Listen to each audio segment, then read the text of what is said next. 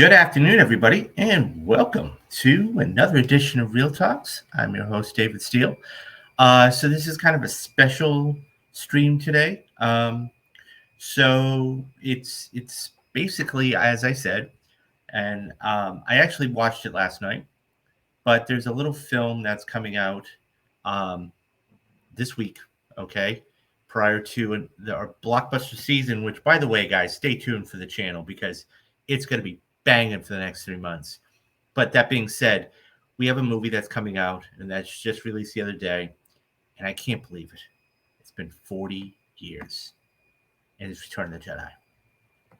And this is just amazing. I have so many memories from this movie. I'm not going to bore you with them all, but like I remember I was born in I'm 47. I was born in 1975.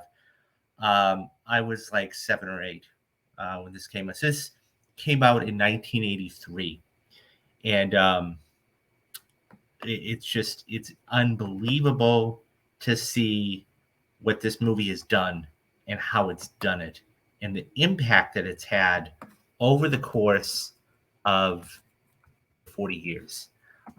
So what I thought I'd do today is touch upon not only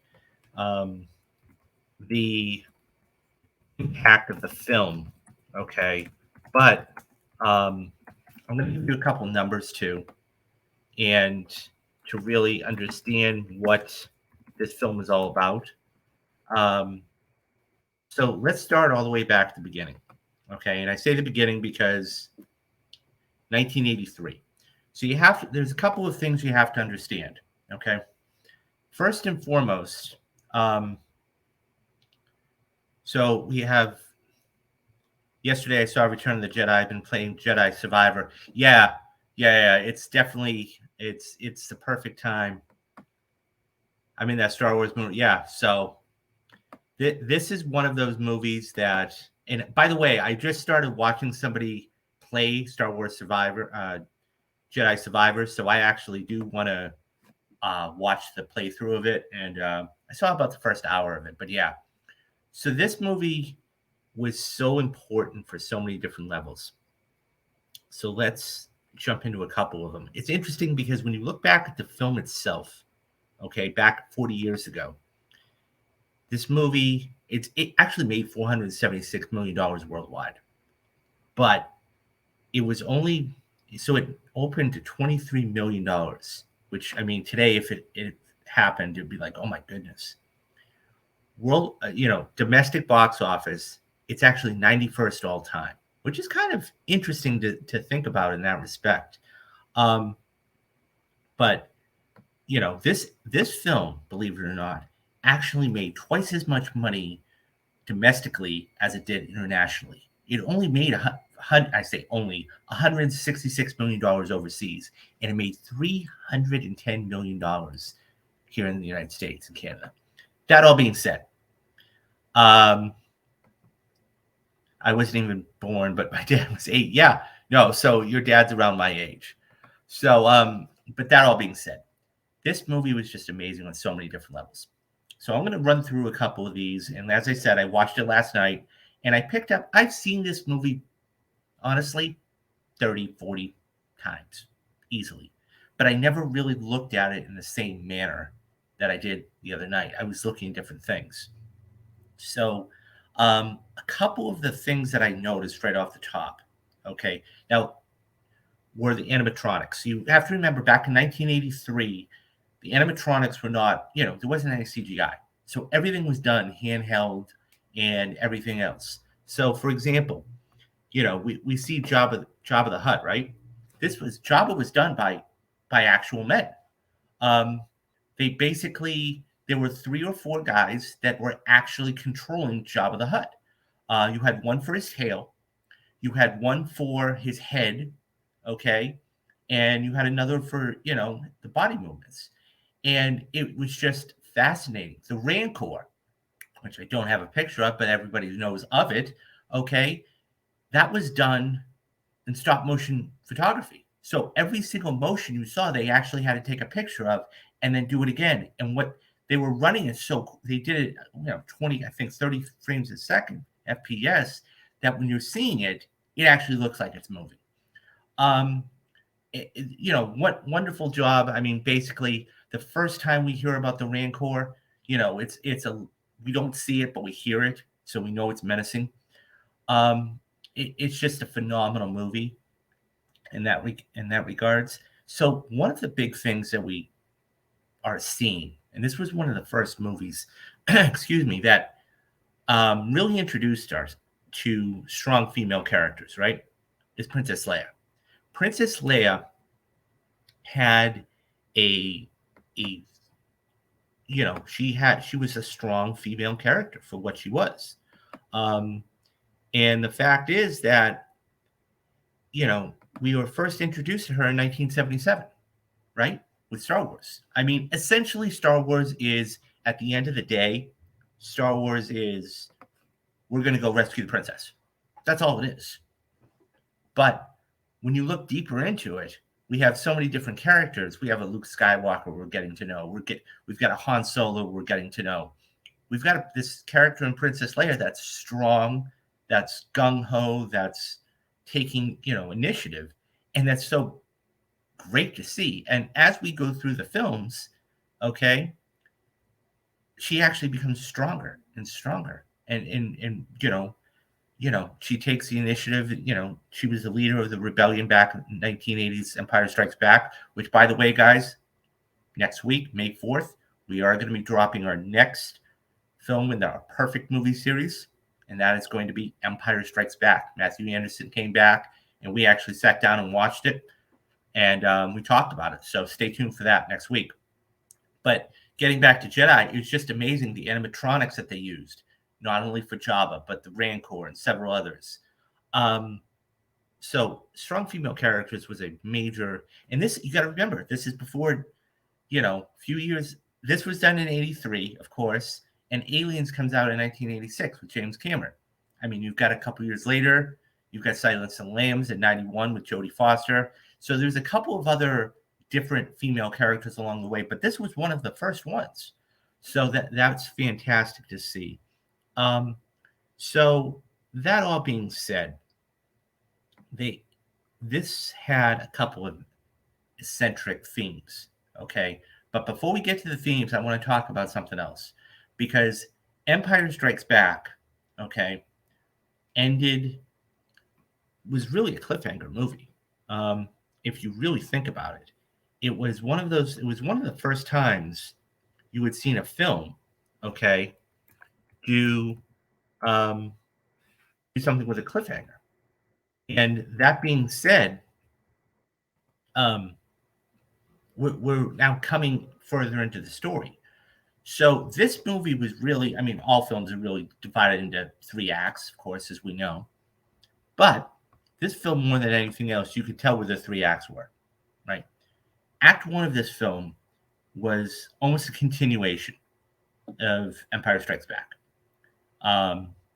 And so that was wrapping up the whole Han Solo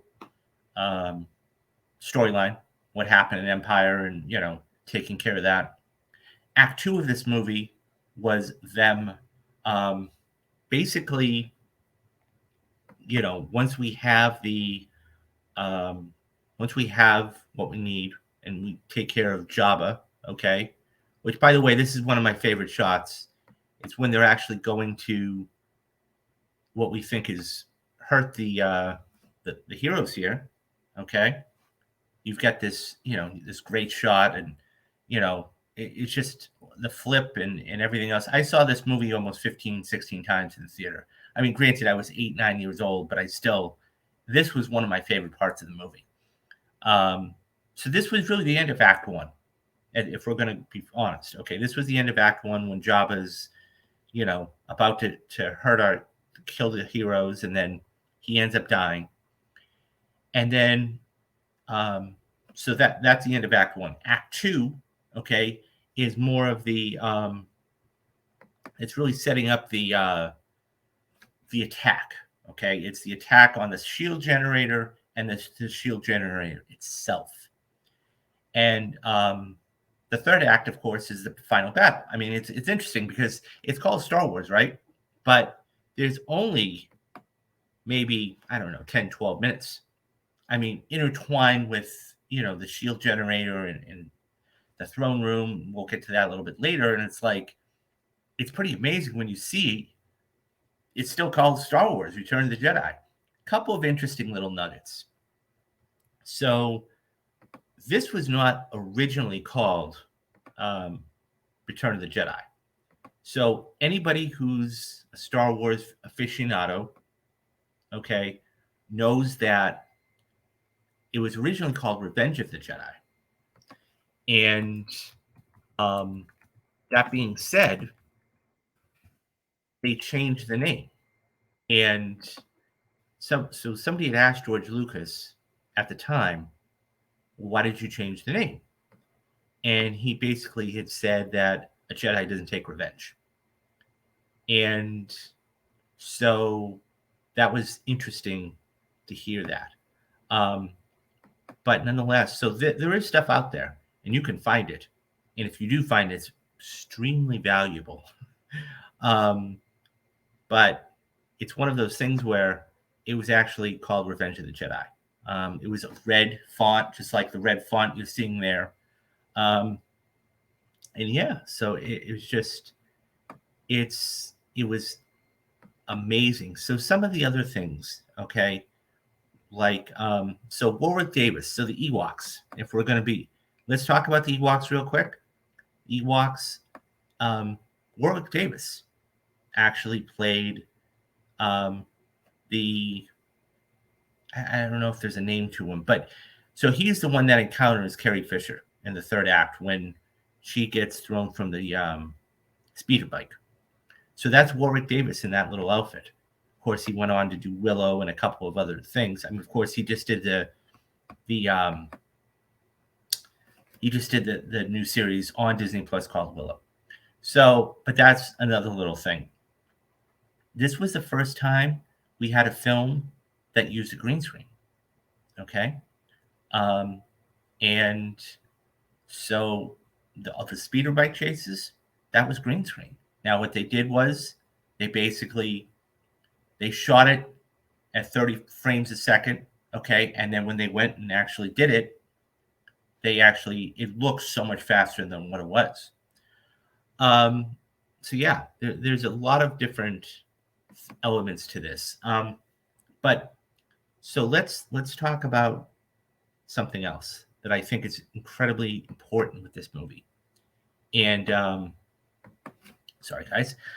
Let's talk about something else that was incredibly important with this movie. And that's the themes of this movie. Every movie has a theme.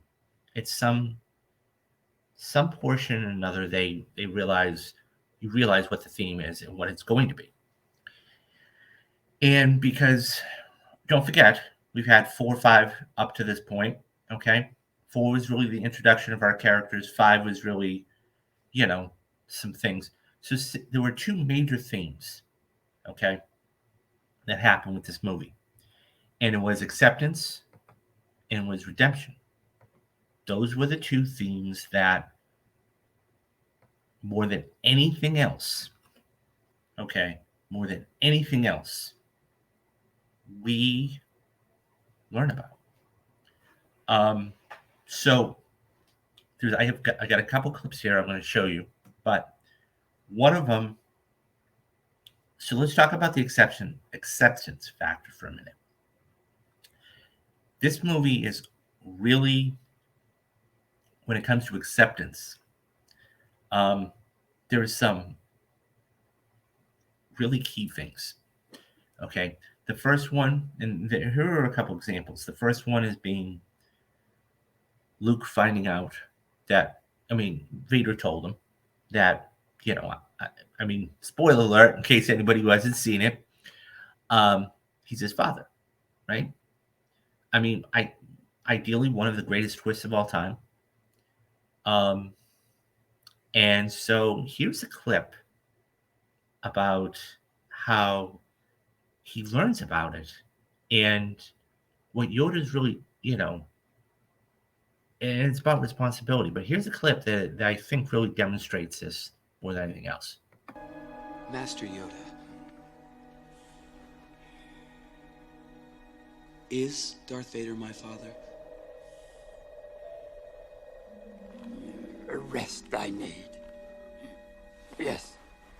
Rest. Yoda, I must know.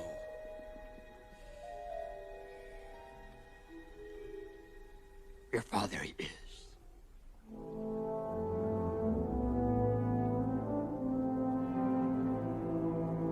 Told you, did he? Yes. Unexpected this is. And unfortunate. Unfortunate that I know the truth. No. Unfortunate that you rushed to face him. That incomplete was your training. That not ready for the burden were you. I'm sorry.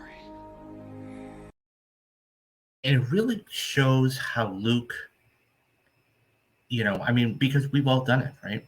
We've all rushed into things that we thought we were capable of doing, and then it was something completely different. And Luke's king, and even when Yoda is there on his deathbed, he's giving him advice that he should have taken. I mean, hindsight's 2020, we all know that. But the fact that Yoda's still there on his deathbed and he gives him advice to say, listen, you should have come back to complete your training and really gone through with all of this. And Luke then realizes the ways, his mistake. And that's when he says, I'm sorry. And he learns to take responsibility for that. And he learns to accept that. And that's something that's very important. I mean, not just for Luke Skywalker, but in everyday life, right? We have to be able to accept what mistakes we make and correct those. And that was the other thing too. He accepts that, Luke is, or I'm sorry, Vader is his father. And I'll show something a little bit later about that because this movie is all about acceptance and redemption and how a person can fall so far and still come all the way back.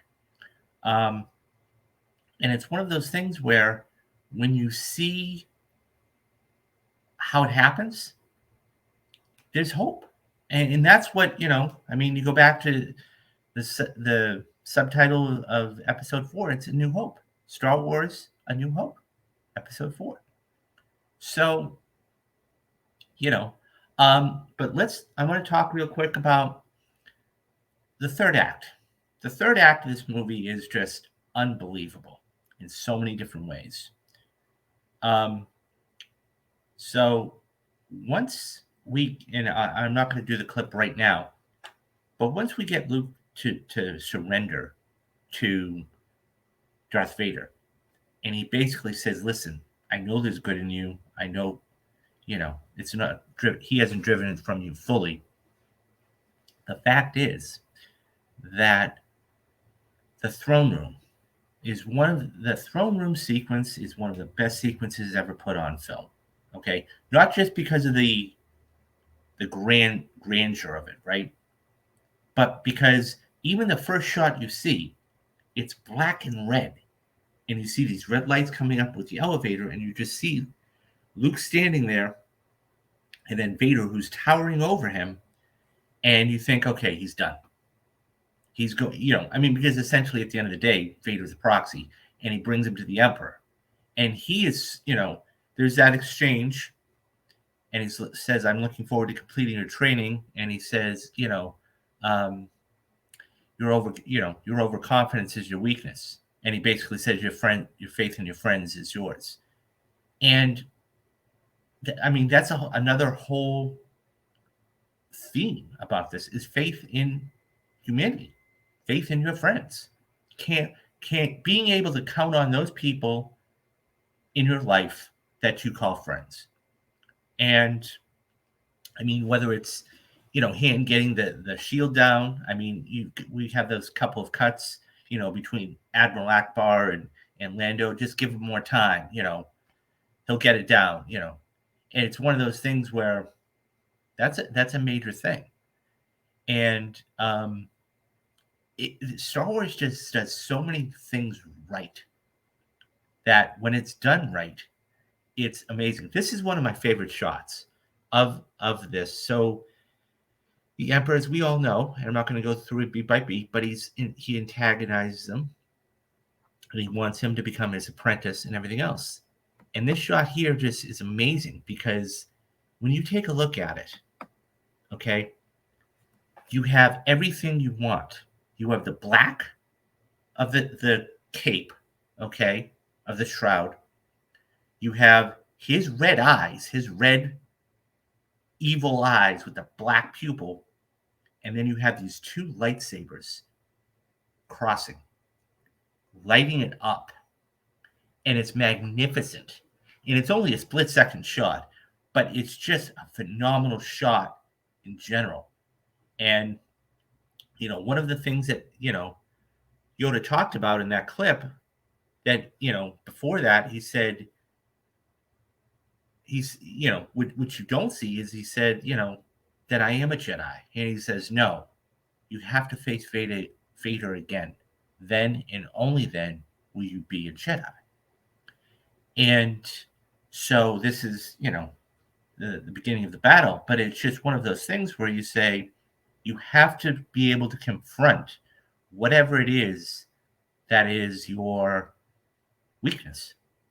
And for the longest time, okay, even at the end of Empire Strikes Back, you know, that scene, of course, where he's hanging there and he said, you know, he says, "I'm your father," and then we, you know, the prologue of it, and he's basically, once he is able, just about ready to escape, he's having that communication with Vader and saying, you know, why didn't you tell me? And that's the scene in Dagobah after Yoda passes. And he says, well, why didn't you tell me? And Ben says, well, I was right from a, you know, from a point of view. He's like, a point of view. He's like, most of the things that you're going to find, okay, is from a certain point of view. And he's right. Because when you think about it today, everything that we, whether it's movies or whether it's whatever it is, you're talking from a different point of view. And I thought it was so enlightening because he's right. You know, the way that Luke views Darth Vader is he's evil. He's, you know, even though he's his father, he's menacing.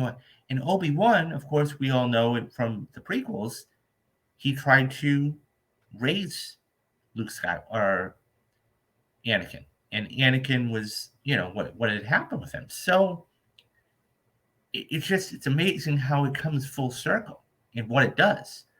But this is, it's interesting because when you actually listen, not just watch the movie, but because I've watched this movie 40 times. I'm not kidding when I say that. I'm not talking about like, as a kid, I saw it this way. I mean, literally 40 times. But when you listen to the dialogue, and this is what's so fascinating, when you listen to the dialogue, I'm going to play another clip here real quick. Listen to the dialogue that the exchange between Luke and Darth Vader have. And I want you to just listen because it's so important, and then think about your own life. Because I think this is a perfect example of real life. So, here's a clip. The Emperor has been expecting you. I know, Father. So, you have accepted the truth.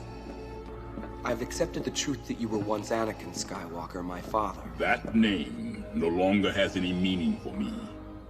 It is the name of your true self you've only forgotten. I know there is good in you. The Emperor hasn't driven it from you fully. That was why you couldn't destroy me.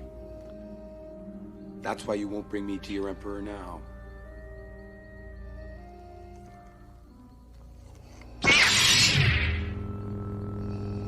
I see you have constructed a new lightsaber. Your skills are complete.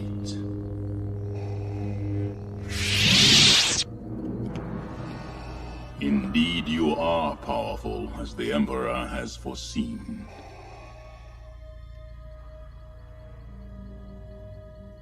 Come with me. Obi-Wan once thought as you do. You don't know the power of the dark side. I must obey my master. I will not turn, and you'll be forced to kill me. If that is your destiny. Search your feelings, Father. You can't do this. I feel the conflict within you. Let go of your hate. It is too late for me, son. And that really is the start of the redemption arc for Darth Vader. And basically, you have somebody that says you can climb out of any hole that you're in at any time and be who you really want to be. And so it just goes to show you that you can be redeemed no matter what, no matter how bad it is. And, I think the fact that you have that kind of sequence there and in doing that, when you have, and so this battle here, okay, when we talk about the battles of actual, lightsaber battles and everything else, this was the final act. This was the final aggression to get everybody, to get all the hatred out. Okay, instead of like a verbal yelling back and forth, this is how they fought. And we saw the cross cutting, which was fabulous, by the way. And so this was um uh so Sean Barton did a phenomenal job. I mean, he was edited. So he was the one that edited the original version. So and Norman Reynolds unfortunately just passed, but they did a phenomenal job with the production design of the film. But nonetheless, it's one of those things. This is how they fought. They got all their anger out. And when you see that last sequence of when, Luke basically cuts off Vader's hand and he's standing over him. He's towering over him at that point. And he looks down, you see the arm. And that's when he realizes, he looks at his hand and goes, "Oh, what did I do?" And that sequence is brilliant. That next sequence. The Emperor walks down the stairs. Good. Now finish him. And he's like, "No." Because Luke then comes to his senses. He one of the most iconic lines in the film, "I am a Jedi, like my father before me." Because he was a Jedi at that point. That was the point where he was a Jedi. Not because he vanquished Darth Vader, but because he realized he was a person too. And that was incredibly important. And then, of course, Vader, the whole redemption arc finishes. So the Emperor basically is destroying Luke. And then he tosses him down the chasm there. And so what we see later on, it'll be the last clip I show you later on, is when we talk about redemption and how it's done. And it was magnificent. And I don't know, there's so many things about this movie that just make it incredible. And how it's done. I will say a couple things. Number one, I don't think this movie could be made today. Now, I mean, I'm not talking about Star Wars itself because obviously they're making more and more, right? I'm talking about this particular film for this particular time. I don't think it could be made today. There could be an argument here and there.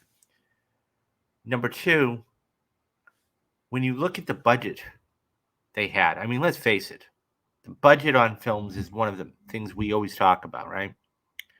So the budget of this film was $32.5 million. That's incredible to think about. $32.5 million for this movie. And it's just unbelievable.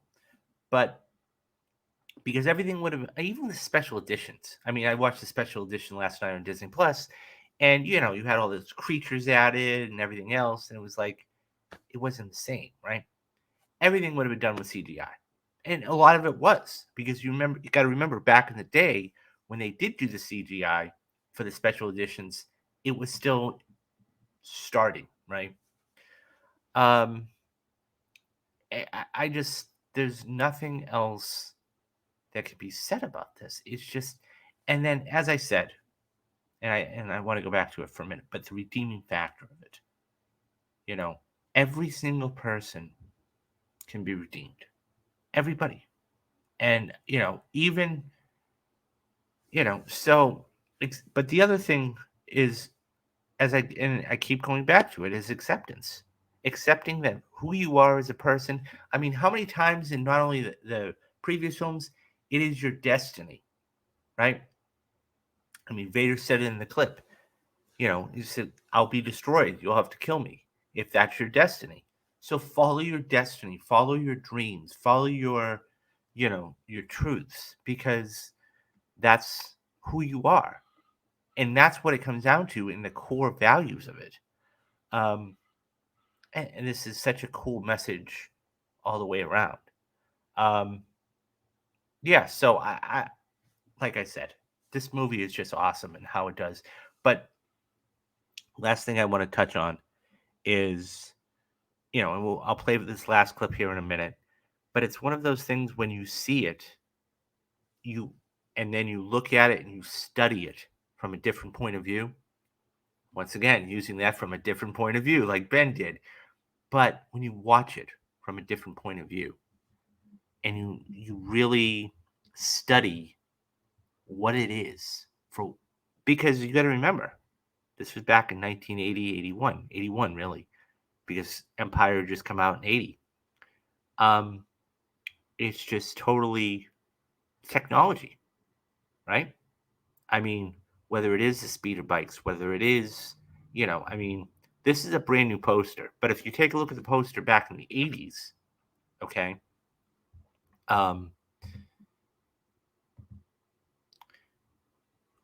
so yeah, Meadow, welcome to the stream. But yeah, so I'm sure, I was just talking about like the different things about Return of the Jedi and the themes of it. So you're talking about acceptance, you're talking about redemption. I just played a clip about Luke talking to Vader, his father, and accepting that he was his father. And I think that it's this is a fantastic film, not only for kids, because this really could be a kids film, but for adults too. And so the last clip I'm going to play today is of basically the redemption arc and how it all takes form. So this is right after the Emperor is dead, and they have a talk. And what I want you to keep in mind is this: when you watch this clip, think about your own life, think about your own parents, think about your own life, and what Luke actually had to go through. Luke, help me take this mask off. But you'll die. Nothing can stop that now. Just for once, let me look on you with my own eyes.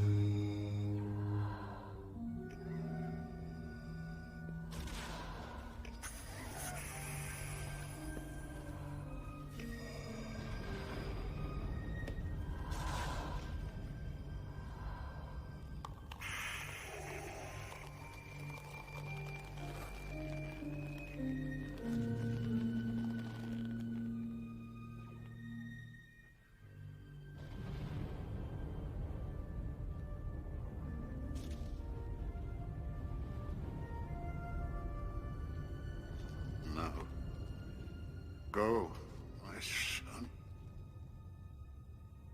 Leave me. No, you're coming with me. I'll not leave you here. I've got to save you. You already have. Look. You were right. You were right about me. Tell your sister. You were right.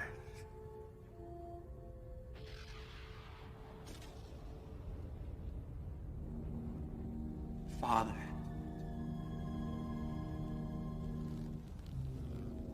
I won't leave you.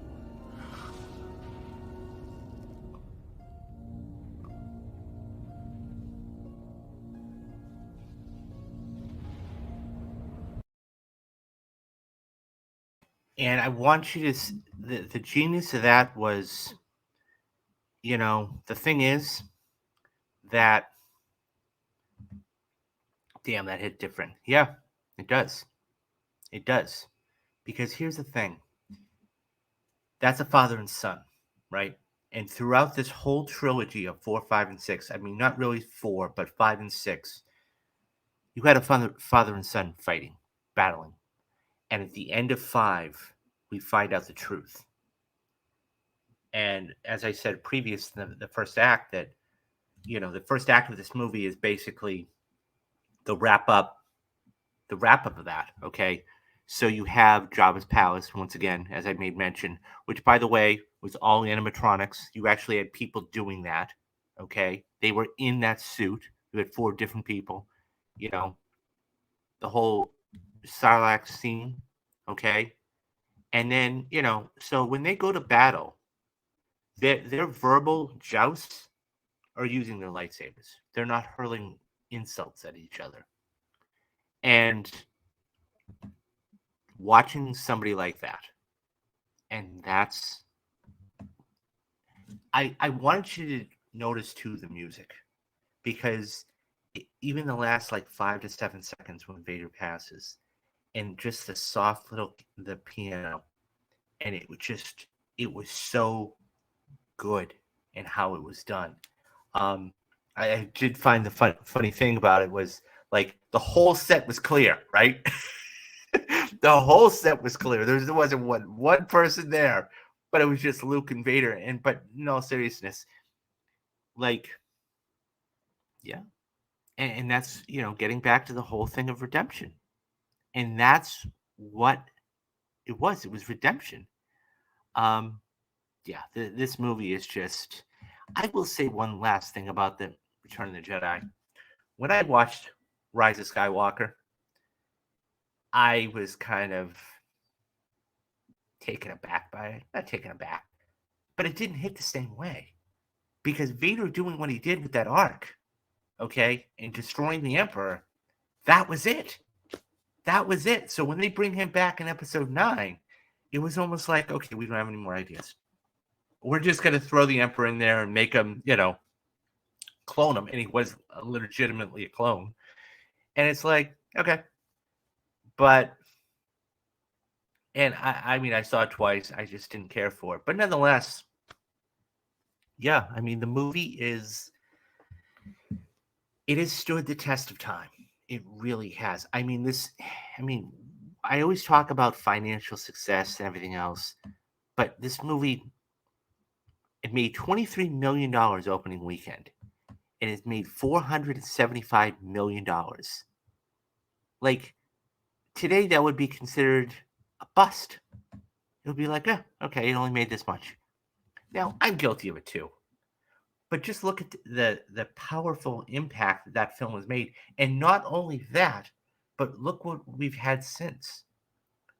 In that story that you just saw, the end of that story you just saw, we get how Anakin became Darth Vader in 1999.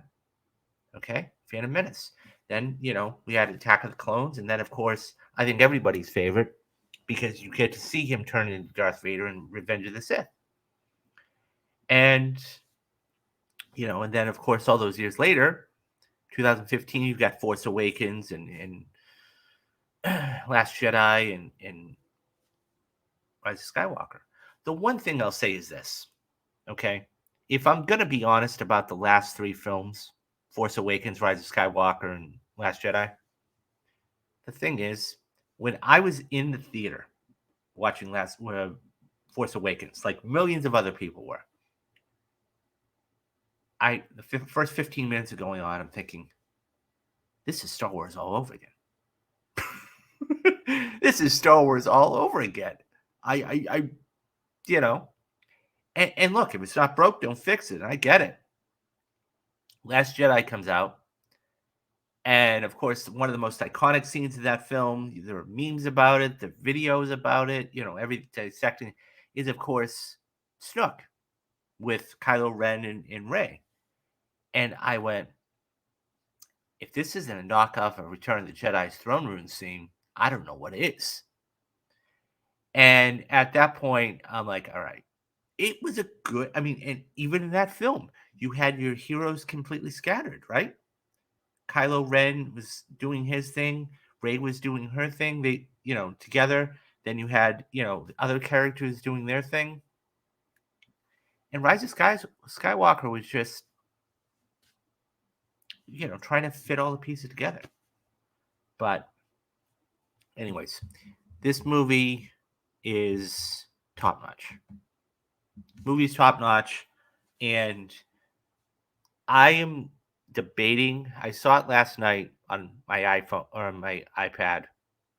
I'm debating if I want to go see it in theaters just to get a different experience. I might, just because of the sound system. I think I might. I think I might go see it tonight. We'll see. But yeah. So that is Return of the Jedi. That is Return of the Jedi, and I can't believe it's been 40 years. What I'll be curious about is this, because we always talk about films in the here and now, but it's the longevity of films, right? I'll be curious to see what happens in the 10 years or 20 years. When we get to the 50th anniversary of Return of the Jedi, that's going to be amazing, right? Go, oh my God, really? It's been 50 years? So yeah, it's just for what they had back then, it was incredible. So that is Return of the Jedi. That is the anniversary of Return of the Jedi. And how they did it. Not how they did it, but really the themes of the movie. Because when you look at the themes in the movie, it's important to find out and how they held up today. So that's that. Coming up tomorrow, what I will be doing is, and I promised you guys this during the week, I'm going to be doing the Avengers anniversary. So Infinity War just celebrated its 5th anniversary this week, and then the day after that was Endgame. So what will end up happening is I'll be doing a stream tomorrow about both of those movies. Not only the financial success of those movies, not only the end, literally the end game, the journey, but what impact they've made over the past 5 years and how it's hit. Which one do you like better, Endgame or Infinity War? We'll talk about that too. But yeah. So anyways, guys, and I didn't put this up, but I will put this up now. If you guys would like to support me in any way possible, there's a couple ways of doing that. The biggest way, first of all, please hit the like and subscribe button, guys, because that's the only way this stuff gets out, and I'm trying to get this out to everybody. We have a huge summer coming up starting next week. But if you would like to support me, and that would be awesome, then please head on over to patreon.com/Real Talks. I've got 2 movies up there. Okay, one is the $5 level, and that is what I'm calling Mob Mondays. And we did I did The Departed with screenwriter Brad Rochefort, and we talked all about the Martin Scorsese Best Picture winner. And then if you want to do $10 a month, okay, what you can do is you're going to get both films, and that's Rewatch Wednesday. And Rewatch Wednesday is basically films I had seen before, but I haven't seen in a long time. The first film I did that was not years, but about a year ago, was Steve Jobs. That was Michael Fassbender, Kate Winslet, a bunch of other actors and actresses in there. directed by Danny Boyle. Phenomenal movie. And so you guys have picked the 2 films I'm going to be doing this month, and that is going to be The Untouchables, the Brian De Palma classic. I think it's his master class, actually. 1987, Kevin Costner, Robert De Niro, Andy Garcia, Sean Connery. And then finally, for the Rewatch Wednesday, I gave you a couple selections, and it's going to be Training Day. The 2001 Antoine Fuqua film, Denzel winning his second Oscar for that, Best Actor. And it was just an amazing movie. And so I'll sit down and watch that. I'm going to do both those films for the month of May. So stay tuned for that. Guys, we've got a huge, huge summer coming up starting next week. So stay tuned. You guys are going to be getting the show. You guys are going to be getting spoiler casts May 4th. Come back here on May 4th, and you're going to be getting the next film in the perfect movies, and that is The Empire Strikes Back. I think it's a perfect movie. And so, yeah, so as far as the spoiler, the very next day, okay, Guardians of the Galaxy comes out. So what we're going to be doing for spoiler cast is this. The show is going to be much earlier. I'm going to go see the Thursday night or Thursday afternoon showing. The show is going to be around 11 o'clock in the morning, okay? And then it'll get done around 1. You guys will be able to see the videos. And then I'm going to go see Guardians or whatever the film is. And then come back on Saturday, guys, and that's when we'll be doing the spoiler cast. If you wait, this is my, take that off. There we go. This is my Twitter handle. I'm always on Twitter, either in spaces or doing spaces or talking about movies or anything else. Come follow me there. And, because we've got a huge summer coming up and I can't wait. So, yeah, I think that's it. So, okay. So come back tomorrow. I'll figure out what time we'll do it and I'll tweet it out. And then come join me for the Avengers anniversary of Endgame and Infinity War. So, okay, guys, do the 3 things you need to do. Be safe, be careful, and have a great, great weekend. And I am David Steele, and you have been watching Real Talks. Bye-bye, guys.